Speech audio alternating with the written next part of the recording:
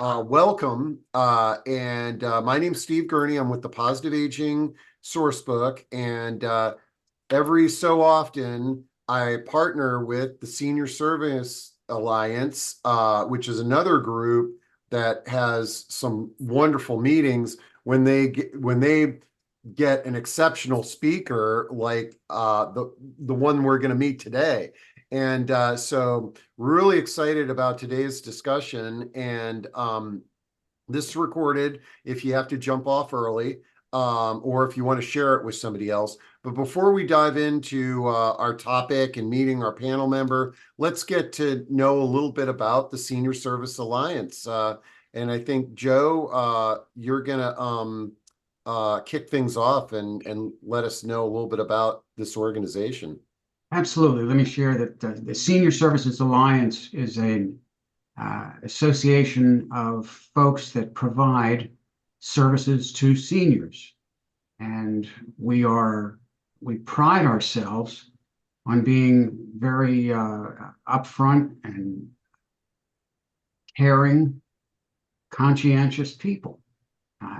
We have meetings twice a month on the second and fourth Wednesday mornings.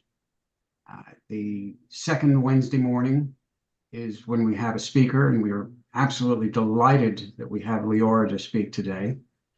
The second meeting that we have, which is the fourth Wednesday, is more of a pure networking, where we have a discussion topic and an opportunity for participants to describe who they are, what they do, and basically we get to meet each other a little bit. The organization has been in operation for, what is it, 8 years now, Meryl? 8 years in July, yes. Yeah, so it's been a great ride so far, and I think we've made some very good friends, some good contacts. And what I'd like to say about Senior Services Alliance is when you come to a meeting, it's like a warm hug. It may not be in person, but it's a warm hug. So welcome to everyone. I love it. And then let's meet your colleagues from Senior Service Alliance. We've got Meryl Schaefer and Adam Skytol. Skittle. Okay. Boy, I'm botching every name today. That's all right. Okay. Steve Gorney, that's not a problem. Yeah. Okay, great. All right. Well, this is awesome. Okay. Well, I think we covered all of our housekeeping today. One thing that I want to remind people before we kick things off is that the best part about these discussions is they're live and interactive. So you can ask questions, make comments, share your insights. Two easy ways to do that is through chat and Q&A. Just type in your questions, comments at any point in time. Feel free to introduce yourself too using chat, so everybody knows who you are. And then when we get, if your preference is to verbally ask a question, you can raise your little virtual hand when we kind of open things up. But today we have a very unique discussion. I was blown away when Senior Service Alliance told me that they had this speaker who is Leora Hoffman.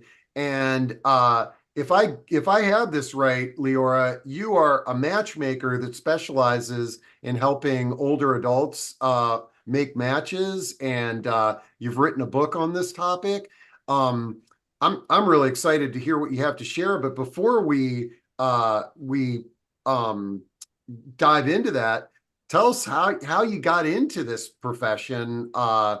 Very unique. Yes, thank you for having me this morning. I'm delighted to kick off our mornings together. I began this business after having practiced law for 5 years when I was home on maternity leave with my second child.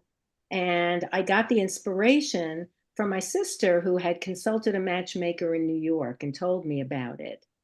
And I was soul searching at that time for a more meaningful career, and one which offered me flexibility since I had 2 young children. And I just had that light bulb moment that Washington, D.C. needed a great matchmaker. And I went about researching this to see if it was a viable business or not, developed a business plan. And after doing significant market research for close to a year, I gave notice at my then government agency job as an attorney to begin the business. And that was 35 years ago now. Holy cow. Well,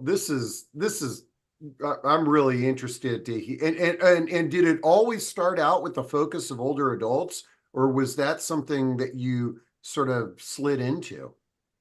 Well, no, actually, when I began the business, I was in my early 30s. And so I was catering to young professionals who were looking to meet and begin families. But over the years, as I have aged, so has my population. And so now I specialize in the 50 plus demographic because I've learned that other services don't really address this population. And it is such a wonderful market and such a necessary market. And so I'm very privileged to be able to do this and to relate to this population as peers, since now I'm in my 60s and I have served people into their late 80s. I love it. All right. Well, let's I say that me and the Senior Service Alliance team, we're going to duck behind the curtain here, and I think you've got a PowerPoint that you're going to use to kind of guide us through your discussion today. I'll make sure that you can get that loaded up correctly, and then Thank we you. will dive into what I know is going to be a really interesting discussion. And do feel free to ask questions along the way as well. I will allow time afterwards for questions, but if a point is made that warrants further curiosity, please feel free to jump in. I love it. Okay. All right. So hit that share screen button at the bottom of your screen there.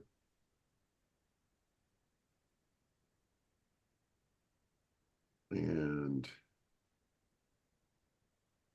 oh, and while you're doing that, Donna was asking, is your service just focused on the DC area? Primarily, I do serve anything that's within driving distance of the DC area. So that includes Baltimore, that includes the Eastern Shore, anything that's drivable. I've represented clients as far south as Richmond, as But far west as Gainesville. for today's discussion, you're going to be sharing some insights with us so that if we if somebody was, let's say, in Oregon and they were listening to this, it might give them some ideas for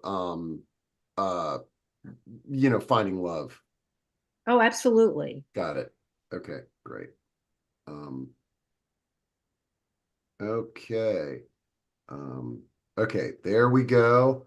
We got you. And I'll just make sure that you can advance the slide, and then we will kick this off. Okay. Well, anyway, I'm sorry. I apologize for the technical awkwardness. Oh, no.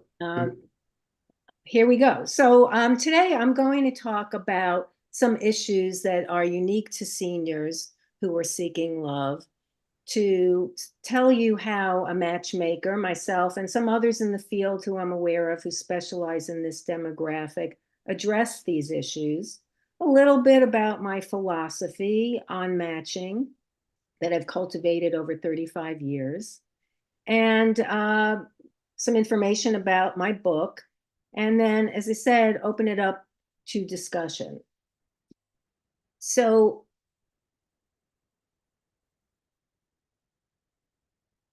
the reason that this is so timely and so important is because, according to the Surgeon General, loneliness is actually an epidemic today. And so, of course, finding love is important for people of all ages. We all know that. But seniors are particularly vulnerable because they suffer more from loneliness. They can be financially vulnerable. And they are prone to be taken advantage of at times from people who might be gold diggers and want to exploit their financial wealth. Some seniors are on a fixed income and therefore have to be very mindful of whatever they spend. And they're, we all know that two can live cheaper than one. So it is to the benefit of seniors to cohabit from a financial perspective. And secondly, it also helps families really unburden themselves in some respects for the responsibility of entertaining their loved ones. When a loved one finds a relationship in the senior years, hopefully, if the family approves of this person, they are delighted for the happiness of their loved one, and it helps them, breathe a sigh of relief in many respects, so that the burden is not entirely on them to provide emotional fulfillment to their loved one. And therefore, it works for everybody when it works. One of the things we're all aware of is supply and demand. As most people know, there are more available senior women than men out there in the marketplace. I believe the men are there, but they are less visible than the women. My philosophy on the men is that generally the good men are married or in relationships. But the good news is that there's turnover. People break up, people get divorced. Sadly, people pass away. And so there are always new people coming out on the market. And we have all heard of situations like the brisket brigade, where someone passes away and a widower is left on his own and is inundated with opportunities, with women showing up on their doorstep, ready to step in and date them. All joking aside, it really is a reality that is painful for the women in this demographic. In fact, I have a friend whose mother passed away suddenly, and my husband and I attended the funeral. And at the funeral, during the receiving line, her father, the new widower, actually turned to me and said, "I'll be contacting you before long," which really shocked me because I didn't feel it was appropriate, obviously, at his wife's funeral. But sure enough, he didn't even need me.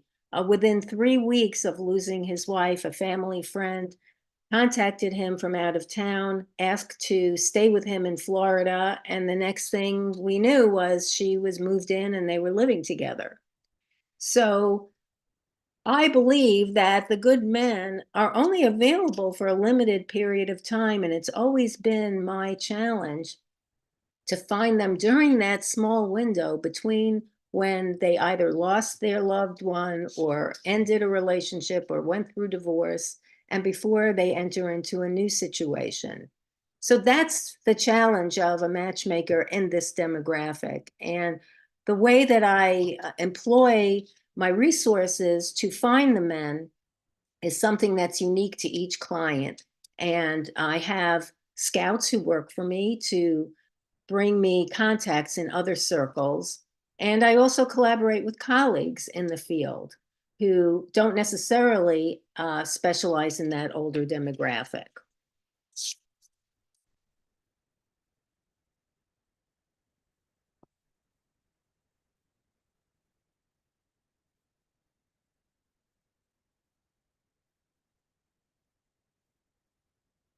Not sure what, sorry, you'll have to excuse me, the slide didn't Yeah, just completely populate. no, click it again. It should there. Ah.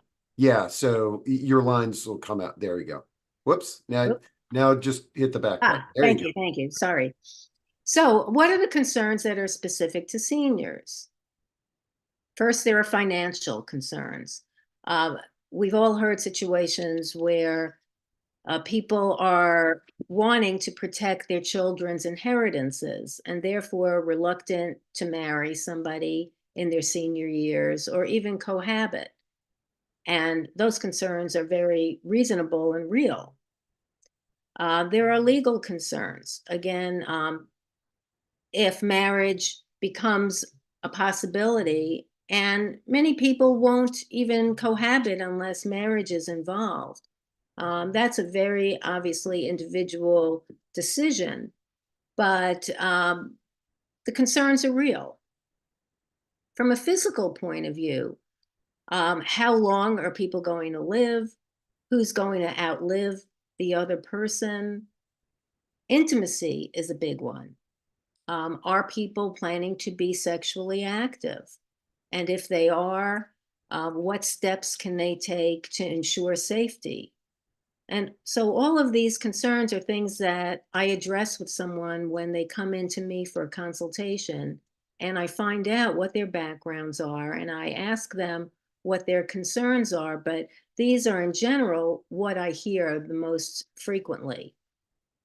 So the steps that one can take to mitigate these concerns are legal instruments. There are prenuptial agreements, there are cohabitation agreements, there are even postnuptial agreements where once people are married, they can enter into a legal agreement to address the funds between them. Trusts can be established so that children are the beneficiaries of the trusts and it doesn't even involve the couple. From a physical point of view, in terms of seniors' concerns, I understand that in certain independent living facilities, there's a lot of sex going on, and there are sexually transmitted diseases happening. And so it's still important for people to take precautions. And of course, we all know of medications that, Viagra, Cialis, that can help, can enhance enjoyment, I should say. And when people are stuck, they can seek therapeutic intervention as well. I introduced a couple who hit it off beautifully, and she was more interested in intimacy than he was, and they went to see a sex therapist who helped them figure out what was going to work for the two of them, given their physical conditions and their desires. So anything is possible. I believe where there's a will, there's a way. So let me talk about a couple of people who I have worked with, a couple of couples, I should say, where their situations either led to happiness or didn't. So Janice and Ned are an interesting case study. Janice was 70 and divorced. Ned was 76 and widowed. I introduced them to one another. They fell in love. And after about 9 months, decided that what were they waiting for? They both wanted to get married and they got engaged. And they decided to plan an engagement party for their friends and family to celebrate this announcement. And they decided to have it in Ned's home because he was living in a large home that he had shared with his late wife. And Janice lived in a small condo. So it made sense to them to entertain in Ned's home. About 2 weeks before the party, as they were planning, Janice asked Ned if he would be so kind as to remove the pictures of he and his late wife from the living room when the party occurred, so that she and the guests were not exposed to pictures of he and his late wife. This took him completely by surprise, and he refused to do it. He felt that that was encroaching on his memories and that everyone in his circle knew and loved his late wife, and that it was unreasonable of Janice to make such a request. And unfortunately, they ended up breaking the engagement over this impasse. Now, could this have been avoided? I wish they had called me and asked my advice, which unfortunately they did not. But looking back on this, I believe that they could have decided to have a party in a neutral setting and, in a restaurant or a party venue, and avoided that. But really, what it boiled down to was a clash in values. Since, Janice wanted to sort of erase Ned's past and start fresh. But in their 70s, it's not exactly realistic. I believe they could have gone to see a therapist and worked it out. But Ned was highly offended by this and decided that she wasn't the right one for him, and this wasn't the right situation for him. And maybe he wasn't sufficiently over the death of his wife to really move forward. And this was the one trigger that led him to that realization. By contrast, I also worked with a couple, Kathy and Jonathan, both widowed. Uh, Interestingly, when they came to me separately, I learned that they lived about 15 minutes apart. And for many reasons, not just that, I decided to introduce them. And this was the beginning of COVID, so it took a lot of effort for them to actually meet. They met, they decided to date one another. It wasn't, a bolt of lightning at first sight. It took a little time, but they got closer and closer. And they were together for about a year when I got a call from Kathy saying that she decided to break up with Jonathan. I was so sad to hear this and disappointed. And I asked her what had occurred. And she told me that uh, over time, he became much more demanding of her time and began to expect things from her that his late wife offered him, like cooking dinner every night, like, making his family the priority. He would give her a hard time when she wanted to travel to visit her family, who all lived out of state. And she just felt like he was really controlling and pushing her into a role that she really didn't want to be in. So they ended the relationship. She asked me to introduce her to several other people, which I did, but nothing clicked at that time. And about 6 months went by. They happened to run into each other since they lived only 15 minutes apart. And so they both realized that they still had feelings for each other. And shortly after that, Jonathan reached out to Kathy and said, "Are you willing to give it another try? Let's get help." And they decided to resume their relationship. They're still together 3 years later. And I'm delighted that they were able to overcome their differences and move beyond the obstacles that stood in their way, because they really had established a foundation of love over time, which does take time. Leora, Yes. let me jump in because when you shared those case studies, it really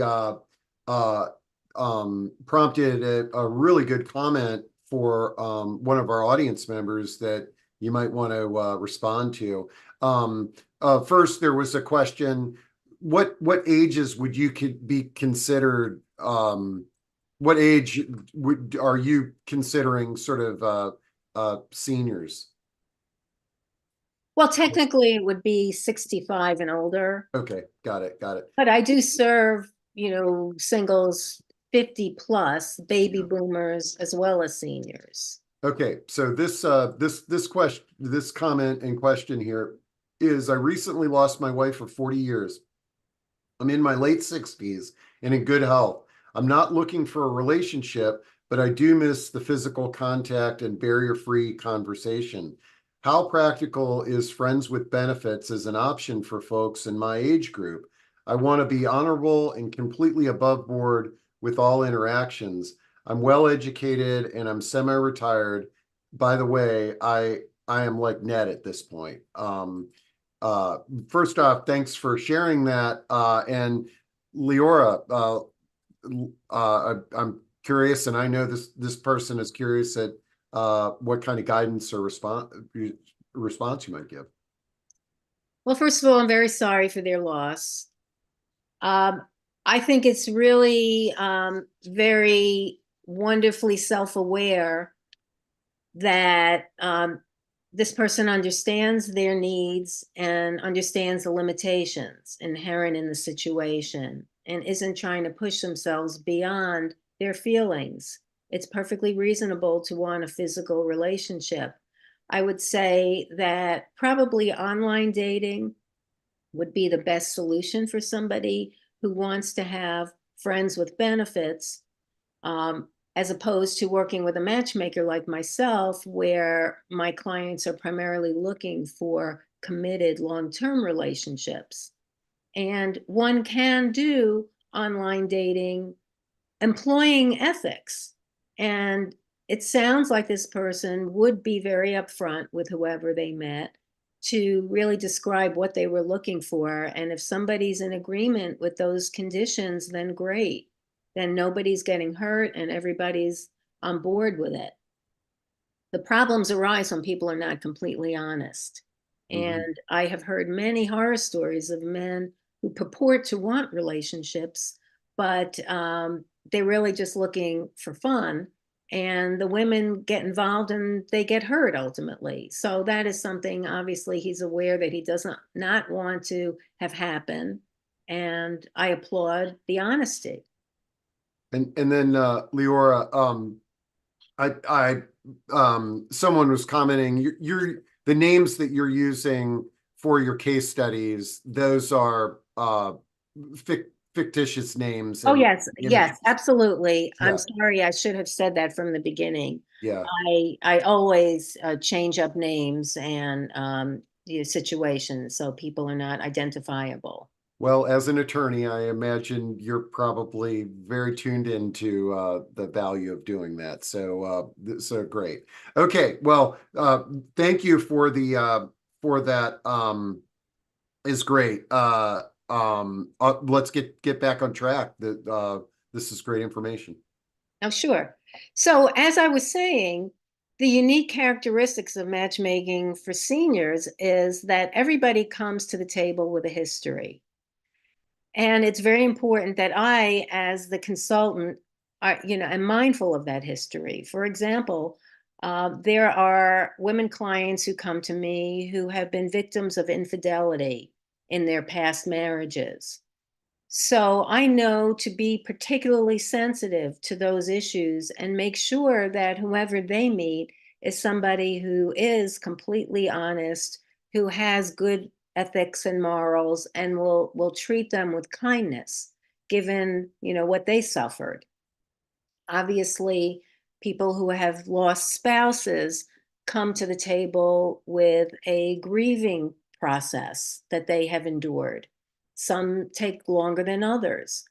There have been people who have come to me where they're really not ready to move forward, but they believe that they should be. And then it becomes clear over time. And so I'm very sensitive to those things. And as a consultant and a professional, I make an assessment of people's ability to sustain long-term relationships. And if they need advice and coaching along the way, which everybody does, actually, I really occupy the role of that objective best friend who might say, oh, give it a try, or, well, that person may have been nervous on the first date. Why don't you give them the benefit of the doubt? I'm the person who really hears all the feedback, and therefore I'm in a good position to either encourage a situation to move forward if it has potential, or to say, let's move on. So I want to talk about some other case studies where things can either go well or can be more challenging. As you can see from the photo, Sally is fairly close-minded. She came to me after being divorced 40 years earlier and has not had a committed long-term relationship since then. And I began working with her. And as I normally do, I ask people what their deal breakers are right up front. And when her list of deal breakers included how much hair a person has on their head and the car that they drive, I basically sat her down and said, you know, everyone has their non-negotiables, the attributes that they must have in a partner. But if we're going to get into the weeds with how much hair they have or the particular car they drive, I'm not going to be successful for you. I want to find you somebody who, shares your values, shares your goals, can share a life with you, and let's try and be more flexible. I have now introduced her to one gentleman where, unfortunately, he was not interested in pursuing it after 2 dates. Um, and he met all her criteria, but there have been others who she declined in succession. One, because I kid you not, the picture that he presented to me and which I passed along to her had him wearing sneakers during a lunch that I had with him where I vetted him. And she said, well, anyone who would show up with sneakers is not respectful enough of you. I respectfully disagreed with that. I told her that I felt that that was really getting, overly analytical. And, I try and always frame things in a positive way. I don't want to ever be insulting or negative to my clients because I believe at the root of her issues is a lot of fear. And I'm sensitive to that, and I don't want to ever be hurtful. But she would not meet this gentleman, and he met all her other criteria, including that he had hair and including that he drove a luxury car. So that, continues to be a challenge, as opposed to Emma, who's 80 and widowed. She lost her spouse 2 years earlier. She is amazing, physically active, culturally involved, has a large group of friends, and she is very flexible in her criteria. Her only deal breaker is that they not be allergic to her two cats. And that's completely reasonable. People love their pets, and I would never tell them to put themselves in a situation where somebody couldn't be in their home because of their pets. So her criteria, as opposed to Sally's, is, much more flexible. She's willing to meet somebody in Baltimore, and she lives in Virginia. She's willing to, and she loves to travel, but she's willing to meet somebody who might not have been well traveled as her, as long as they're open to it. She's willing to forego even a sexual relationship with somebody if she has feelings for them, because she said, well, she's had enough of that in her life, and what's important for her is a love connection now. And she has had a lot of success and is in the process of meeting another gentleman. She's made a very good friend out of one of the referrals, and people like her and are drawn to her. And so it's a much different process with a client like Emma. I always approach this work. I try to do it with humility and humor. I wanted to just share a story, and this is a true story, of Lynn and Bob, who are both in their 80s. And I introduced them. They really hit it off beautifully. And Bob took Lynn out for a lovely, very high-end dinner at a lovely restaurant and called me afterwards and said he had the best time. He really enjoyed her. He thinks she's terrific and they have a lot of potential. But Lynn called me after and said, well, I don't really know. He was a real gentleman and I enjoyed the dinner, but he really, talks a lot and he didn't really listen to me. So, of course, given the feedback, I went back to Bob And I said, what's up with that, essentially? And he said, oh, Leora, I'm so embarrassed. I left my hearing aids at home that day. And, it's funny, but it's true. And so my advice to him was, just come clean with her. I will encourage her to see you again. I'll explain the situation and handle it with humor. And let's see what happens.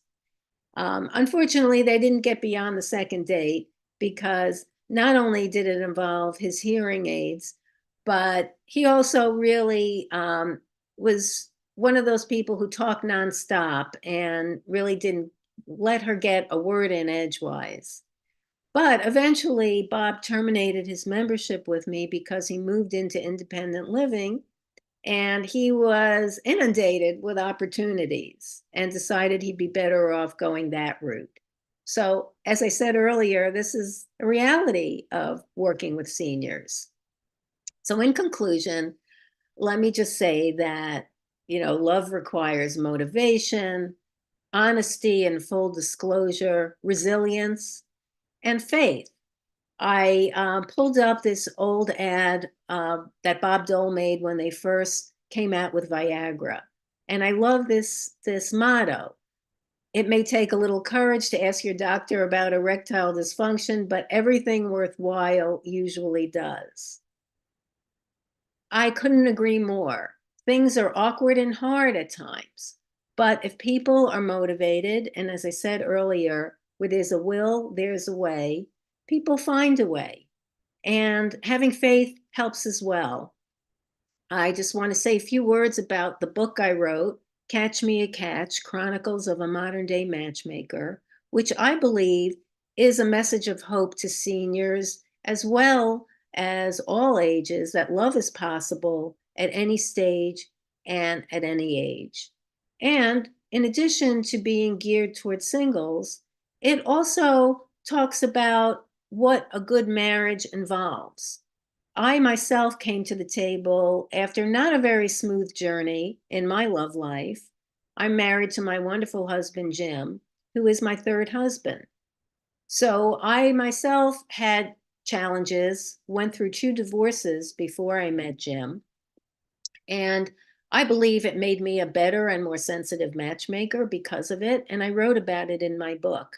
So if anybody is curious about those details, as well as stories of many other clients whom I successfully matched, and those who I couldn't match because of one reason or another, which the book goes into. So I would be delighted to hear any feedback from those who are interested and take the time to read the book. And I appreciate that very much.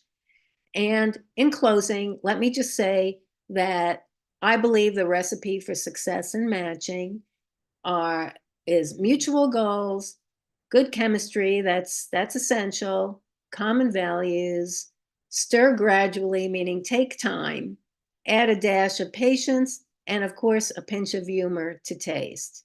And so thank you so much for your attention this morning.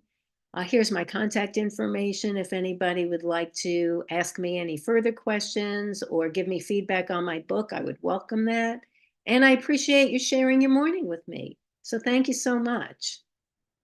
Oh, this is great, Leora. And I have dropped your contact info into chat. And let's see, we've got a few questions. And okay, so well, first I want to Meryl, I had no idea that you met your husband online dating at age 66. That Can was, you unlock my video? oh, sorry. Yeah, let me let me get all you guys on there. Okay. And so tell us a little bit about that, because Leora did bring up online dating with the one question that came in on that topic. How did you meet your husband? Well, I I was actually divorced almost 21 years. And yes, I also could write a book on the singles world, like many of the other singles people. And I decided to put myself on Match.com. And I was also at the point that I was ready to get off. And all of a sudden, this gentleman approached me, and I'm like, well, he's not bad. I mean, I don't have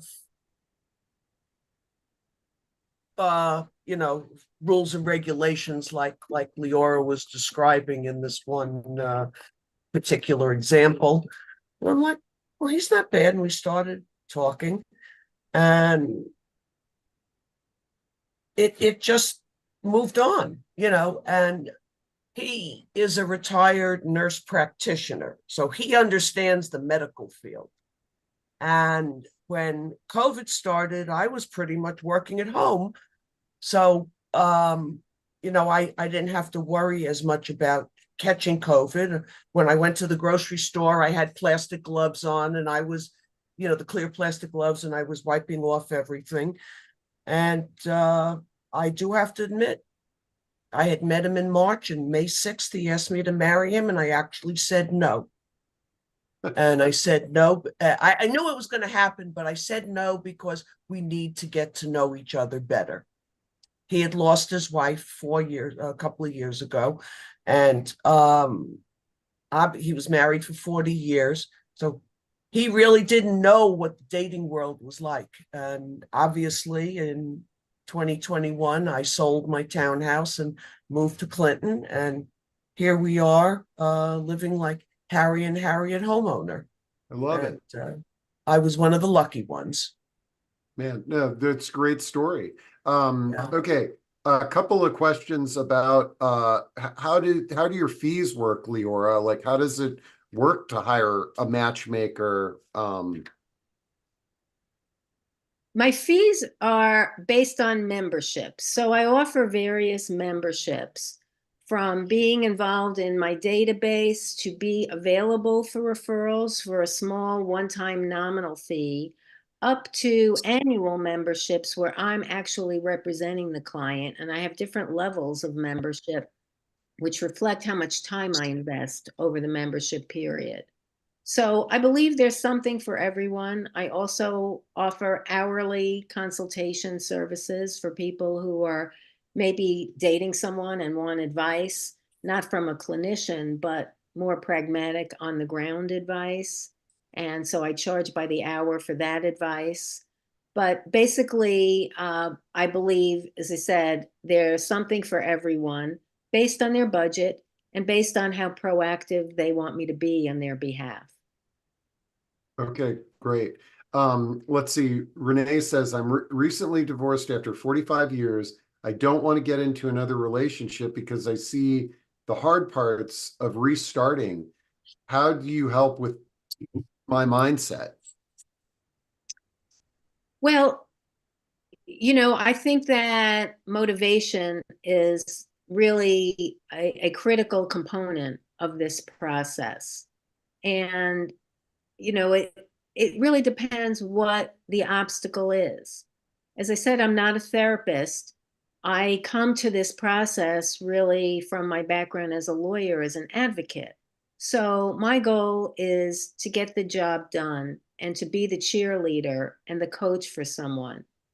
Now, if somebody, needs to really work through some more deep-seated psychological barriers, I often refer people to very trusted and talented therapists I've worked with, where they can work through some of that in a therapeutic process. And often, if they sign a release and give permission, I can then communicate with the therapist so that there are two professionals on the job rather than just me. But if it's just a question of that somebody's, just nervous or reluctant, I give a lot of coaching.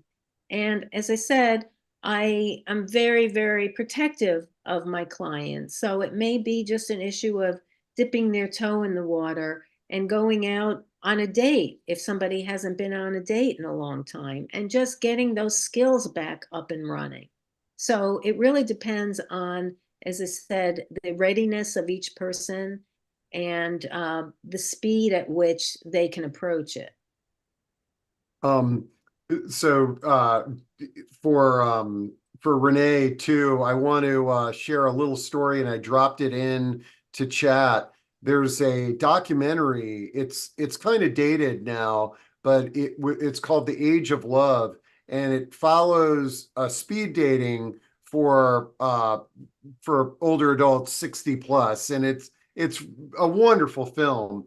And and in Reston, Virginia, where I live, in February, this is years ago, they did a screening, and then they followed up with the speed dating thing. And the interesting thing is that a lot of the folks that attended, they just said, "Hey, look, I just want to make some friends, male, female, just some companionship. And hey, if it leads to romance, that's great." And so the following years, they did it. They called it something creative, where it was like speed dating and meet new people. But I think that also takes the pressure off too. Is that if you have a mindset of I'm just going to go out and make some friends, and if something leads to romance, that's great. Oh, absolutely. In fact, as I said earlier, one of my clients made a good friend in the process. They're not romantically involved, but they get together often. They have similar interests and they do things together. And it's clear that they're not going to get romantically involved, and she continues to meet people. But what a wonderful side benefit. That certainly And enhances people's lives. yeah, and I love this comment from Monica, and she says, "Wonderful. Humor and humility is so important. I'm a dentist for older adults, and many have removable dentures. We talk about methods to keep their mouth healthy while minimizing embarrassment of missing teeth, and that's actually in this Age of Love documentary. There's a gentleman who has an oxygen tank that he has to carry with him, and little things like that, your teeth, hearing aids, a cane or a walker, they can really wreak havoc on our self-esteem. And it's very important to remember that that they you're still a wonderful person. And I think, like the woman that you were talking about, if there's somebody that's going to judge you based on that you've sort of identified that is not going to be an ideal match for a friend or otherwise. Absolutely. Everybody comes to the table with vulnerabilities, health issues. I mean, there's no one who doesn't have things that they grapple with. And so, but having that connection and that mutual support is really what it's all about. All right. Now, I love this question. Someone's asking, how common is confusion about one's sexual orientation in this demographic? And while you respond to that, Leora, I am going to ask my best friend who knows the answers to all of the questions, is ChatGPT. Ah, well, I have never encountered that concern among the senior population, because the people who come to me are pretty much self-aware, and at this point in their lives, they're not questioning their sexuality. They come to me because they know what their sexuality is and they want to find a partner. So I'm not minimizing those issues in the general population, but I haven't seen it because, by definition, people come to me when they're really clear about what they're looking for, and they're pretty clear about who they are. And that supports what ChatGPT is saying. There's a little bit of it says some studies indicate a non-negligible percentage of older adults experience a shift or reevaluation of their sexual orientation in later life. But I think that's the wonderful thing about older adults dating and making connections is life experience and knowing who you are and the ability to live independently. Those are some great positives. It, um, so, Absolutely. I yeah. always say, to each their own. And, it's all about connection at this point. Considering the epidemic of loneliness that you mentioned earlier on, the opportunity to meet people, whether it's just for conversation or anything more romantically directed, has to be a way to improve someone's attitude, health, outlook on life. There's got to be a multitude of benefits to that. Oh, absolutely. Absolutely. I know of a couple in their 90s. I didn't match them, but she was one of the people who endorsed my book. And she was living in Florida and 93 years old, a former English professor. And she met somebody in her development, and they both got COVID. He was about her age, maybe a year older. They both got COVID in the beginning, and they were very seriously ill and hospitalized. And they both said that had it not been for the love between them, they would not have pulled through. And they did survive it. And they're still today in love, and, God bless them. Absolutely. You don't know what motivates anyone, and if there's a person who you can share your goals with, your thoughts, that's absolutely a benefit. You're a lifesaver, Leora. Leora, I have a question for you. Obviously, we know you are an attorney by education, but you seem to have such a strong ambiance for psychology. Did this just come naturally to you, or did you have any kind of educational background in psychology? Oh, thank you, Meryl. That's very kind. I did study psychology as an undergrad. I majored in political science, but I minored in psychology. But I come from a family of psychologists. And Oh, that's where it comes from. yeah, my older sister is a psychoanalyst. Yeah. My mother had her own business. She was a travel agent, but she was everyone's therapist. She used to come home and tell me all these stories of her clients that poured their hearts out to her. And she had those instincts as well. So I guess I inherited it. My daughter's a clinical psychologist now, and my husband is a forensic psychologist. So I have, I've been coming from that discipline for a long time. And in fact, I've given them a lot of practice. So it works to everyone's benefit. Well, your mother reminds me of a hairdresser. No matter whether it's male or female, you go in and you pour your heart out to them. Right, right. They're the ones that could really write books on people in general. No question, Meryl. Absolutely right. Renee will be changed to protect the innocent. Yes.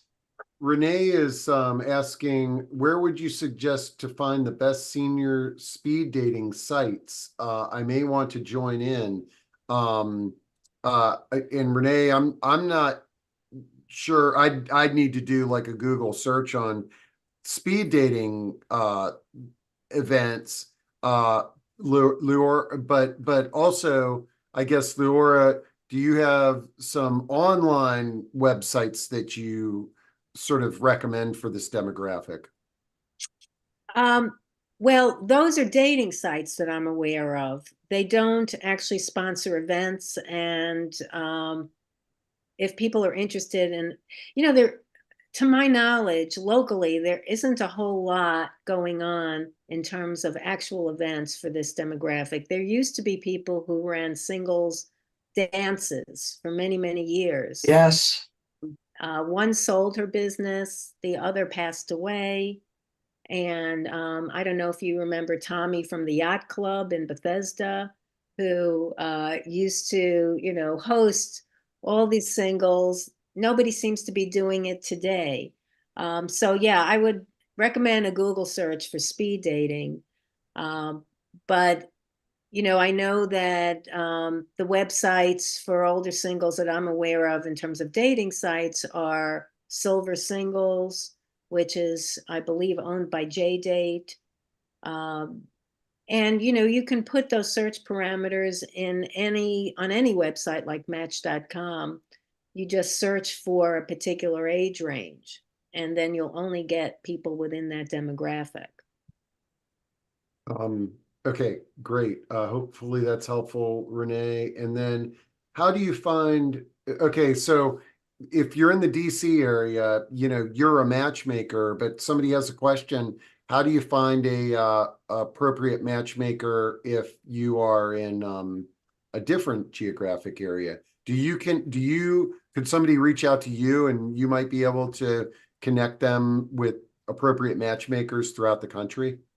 Yes, I'm involved in two professional organizations of matchmakers. In fact, I just attended a conference in New York sponsored by one of them, where matchmakers from all over the country, and in fact, from the world, attended this conference. And so I am in a good position to refer people to somebody in a particular market. And, I've collaborated with many of these matchmakers to help people in the DC area who refer to me. So it is, to everyone's benefit in the industry to be able to have those connections. What's the name of the matchmaking association? It's the Global Love Institute. Oh, wow. Yeah. Love it. And they put on conferences, and it's very impressive, the people that they attract. Okay. Didn't you go to one in England? I did. That's the same organizations. It was an October event last October in Sussex, England, and they drew people mostly from Europe who were in the industry.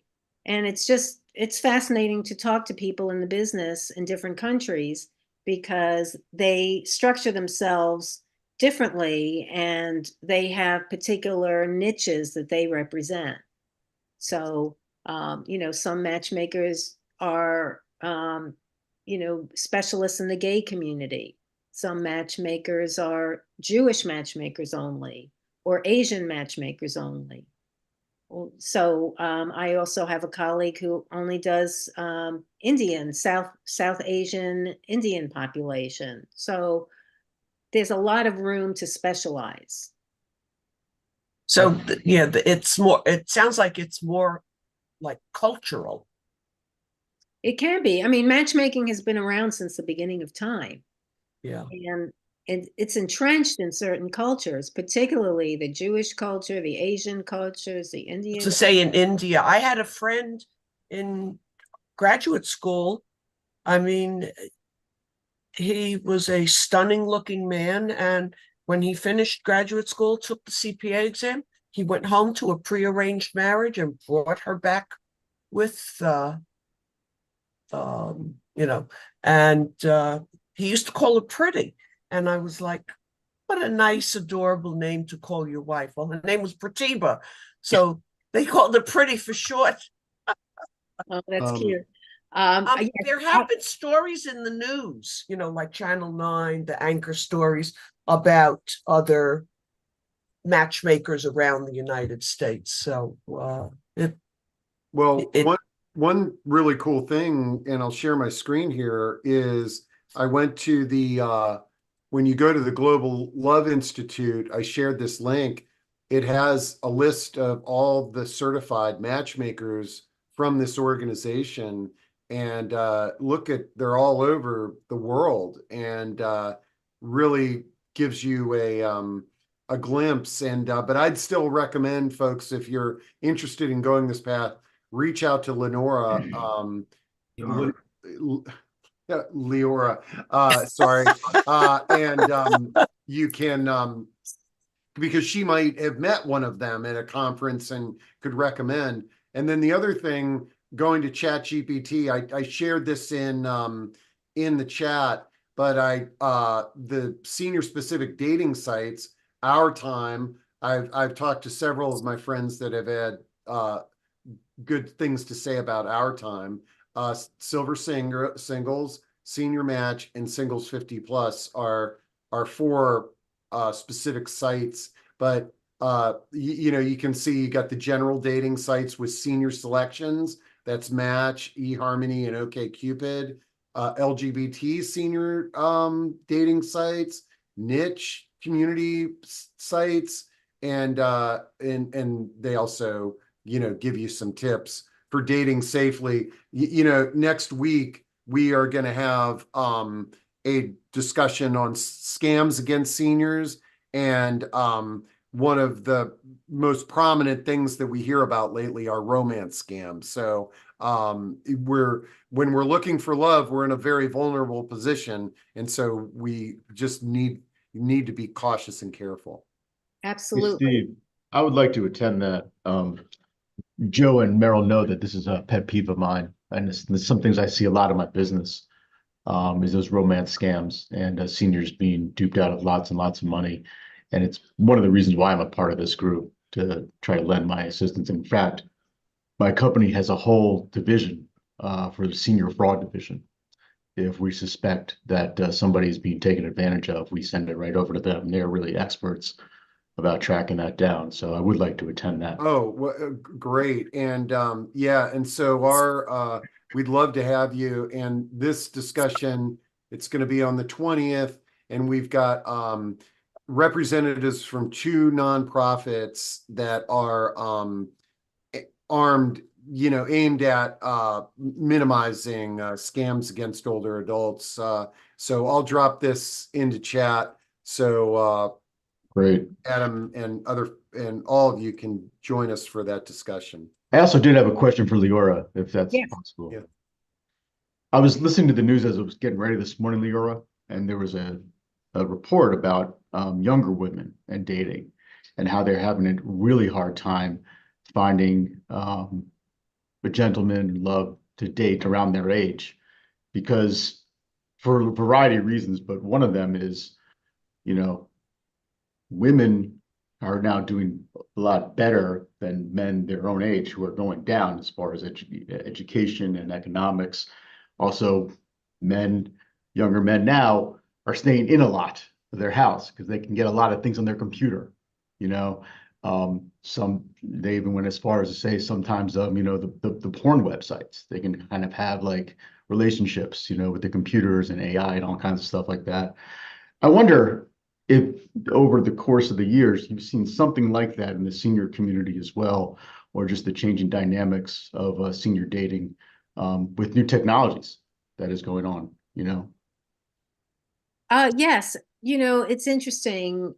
When I first began the business, I was in my 30s and I was dealing with, young professionals, and, the issues there were availability. People were workaholics and not necessarily making room in their lives for relationships. And, with the advent of technology, I mean, I started my business before the internet even. Yeah.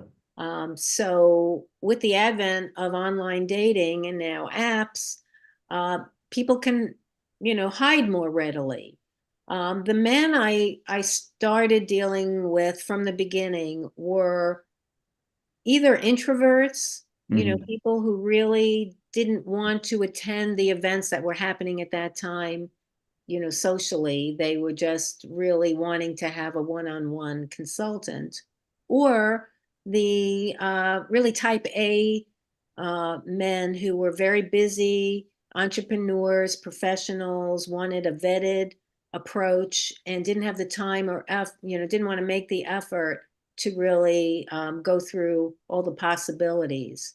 So, because with online dating, it's almost like, there's so many choices that it can be overwhelming. So I do think, as I said in the beginning, that, it's an issue of timing and also networking. I've believed in networking from the beginning. I'm involved in a lot of groups, and I have scouts who work for me. Somebody had asked also about my scouts and how that works.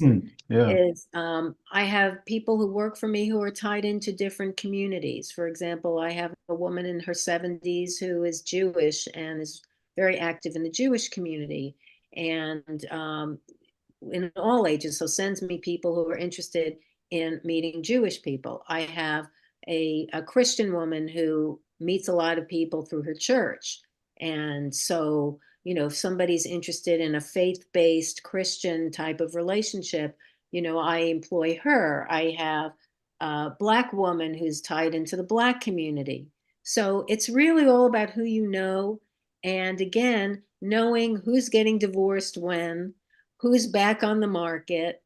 Um, and yes, it's more, today, it's even easier to rely on the technology, but in my opinion, there is absolutely no substitute for the personal touch. Because If you'll permit a personal story too, real quick. I married very late. I didn't marry till I was 35 or 36. And I had gone on all the sites and just was so, I don't know. I was basically comfortable with being a bachelor the rest of my life. And then I used a matchmaker. Completely different, experience, right? Because, they did the whole interview thing and they tape recorded, they do a whole background check, and they put you on like 8 or 9 dates, but it only took one date for me to Oh, find. that's wonderful. And so big supporter of what you do. I really don't think a lot of people understand it, frankly, and how different it is than going on Match.com. So keep doing what you're doing. Oh, thank you, Adam. I'm delighted for your success. And what better endorsement could there be for a matchmaking service? Thank you. And I used to be a little bit, I don't know, when embarrassed or to say people say, well, where did you guys meet? But I'm not now because it's hard. Because you're older. Yeah. It really is the wisdom of growing older is that a lot of things I think about so many things when I was younger that impacted my self-esteem, or I'm not going to go here because of that, and that's one of the values of growing older, I think. Absolutely. When I first started in the business, I had couples who got married who, lied to their families and friends about how they met. They were too embarrassed to say that they used a matchmaker. And I really took it personally in the beginning. And I thought, oh, really? I worked so hard and I have this success. And wouldn't you, want to at least, give me some kudos? But then I realized it wasn't about me, and it was just at that time more of a taboo. But now it's a very common thing, and people realize the wisdom of working with a specialist, and that's what I consider myself to be. Laura, I see how you really, as I say, get into the meat and guts of learning about a person. I do have to admit, I was in my late 30s and this is well before knowing Leora Hoffman. I did use a matchmaking platform like you, and it was a horror. This woman did not know me at all. I think she was just trying to get me fixed up with anybody she could. And so I did have a bad experience, but we're glad you're around. Yeah. Oh, well, thank you. Yes, I talk to a lot of people who reach out to me after a bad experience, and just like online, you can have bad experiences, and hopefully and thankfully, in your case, Meryl, it didn't stop you from pursuing the relationship you ultimately achieved.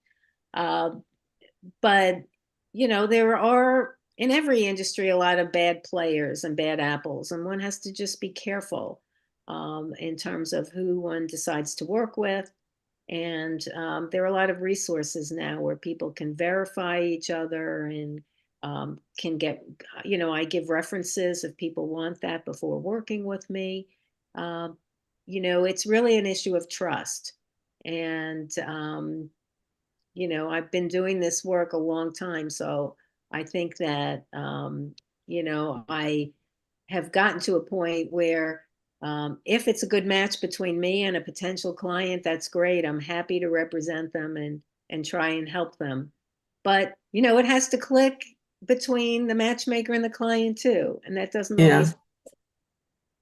Well, Mike's son works for a defense contractor and he has high security clearance.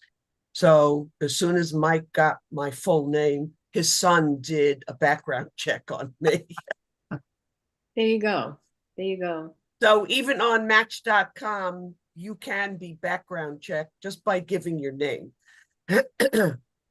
Well, Adam, I'm particularly sensitive to what you were talking about, the scams. A woman called me who said that she really would like to work with me, but couldn't afford my service because she had been scammed out of her life savings by a guy who was so sophisticated. I mean, it's so sophisticated what's happening now, where they present actual documentation to prove who they are, and it's all a fraud. So yeah, it's all these, it's as these emails we all get, and we don't know if they're scams. They're so good now at creating what it really looks like legitimate things from whatever it is, Amazon.com, UPS. It looks legit until you kind of do a little thing, click on it, and your computer goes on the fritz. And so, yeah, no, it's very upsetting. yes, I see it all the time, all the time. Yes, as I say, it's too true to be good. Yeah, yeah. But really, again, it's getting back to the personal touch. To me, nothing is perfect and no one is perfect. And, relationships can be messy and, it takes real work to be in a satisfying, loving relationship. It doesn't happen, from the sky. It takes real effort. And that's what my book talks about as well, is that, a relationship needs to be nurtured. And so, if people want everything that they're looking for on their wish list, I often tell people it doesn't work that way. I start with the premise that, nothing is perfect, but it's about the right kind of connection.